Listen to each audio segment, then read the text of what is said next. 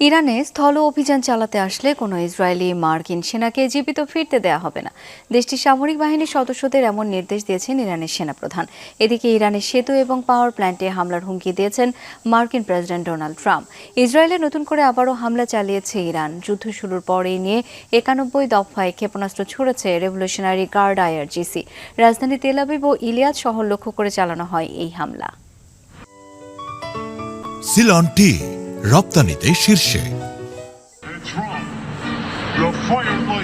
মিসাইলের গায়ে লাগানো হচ্ছে শত্রুর জন্য সতর্কতামূলক পোস্টার। এরপর ইসরায়েলি ভূখণ্ড আর মার্কিন বিভিন্ন ঘাঁটি লক্ষ্য করে ছোড়া হচ্ছে একের পর এক মিসাইল। এর পাশাপাশি রকেট এবং ড্রোনও ছুটছে ইরানের সামরিক বাহিনী। এ অবস্থায় ইরানের সেনাপ্রধানের হুঁশিয়ারি, দেশটির ভূখণ্ডে মার্কিন ইসরায়েলি স্থলসেনা প্রবেশ করলে জীবিত ফিরতে দেওয়া হবে না কাউকেই। সেনা সদস্যদের আরো কঠোর যুদ্ধের জন্য প্রস্তুত থাকার নির্দেশ দেওয়া হয়েছে।